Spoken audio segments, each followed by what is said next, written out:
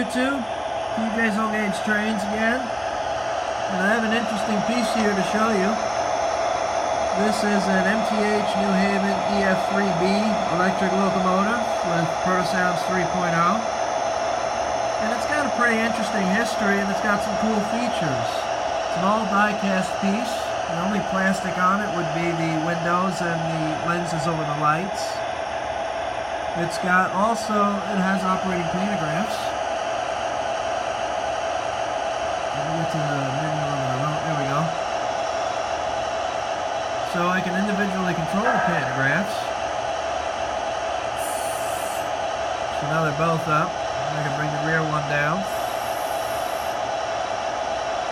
I can bring that back up, and I can run it in de-icing mode, if you will. And I think the coolest feature about these pantographs is that they can collect power. There's a switch underneath the engine where I can select either pickup roller or pantograph power. And I think that's really cool. I think that's a lot better than having a sparking LED in it. The fact that it can actually function and power the locomotive. I think that's really cool. These ef3-bs were primarily assigned to New York City area, starting in Oak Point Yard in the Bronx, and then running down to Bay Ridge in Brooklyn.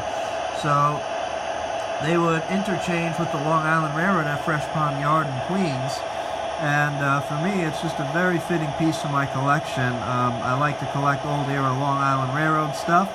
And for me, it's a very, very interesting piece to have.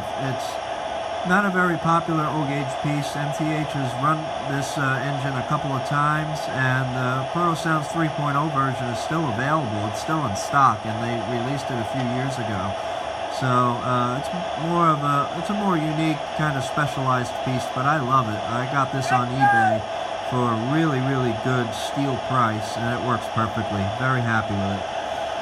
The announcements for it are passenger announcements. It announces the Senator, which would be fitting if I was pulling my congressional cars behind it.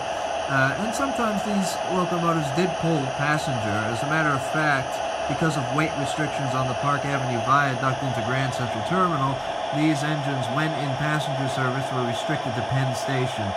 So I can use it to pull my congressional cars, but I think it's more interesting to have it pull freight. I'm probably going to swap out the sound set for the freight version, because that version actually announces Bay Ridge, Brooklyn on it, and Oak Point Yard in the Bronx.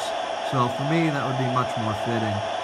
I have this book here, The New York and Connecting Railroad, which really explains the operation of the Bay Ridge branch, which was jointly operated by the New Haven, the Pennsylvania, and the Long Island Railroad.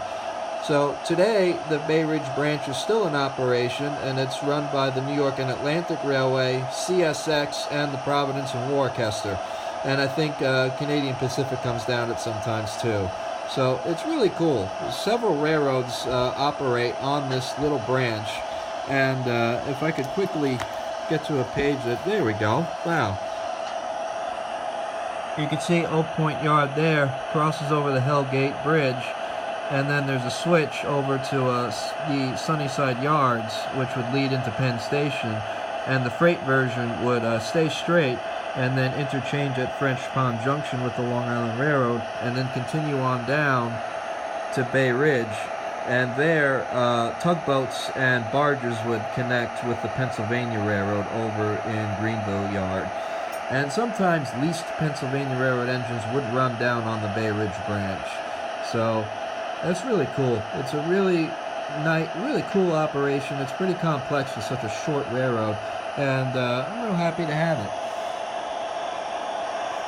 So that's enough talking. Just wanted to share a little piece of history with you guys, and hope you enjoyed it. I always love studying the engines that I have, studying their history. It just further fuels my love for trains. So I'm going to pull it out now and end the video. Hope you liked it, and I'll talk to you next time.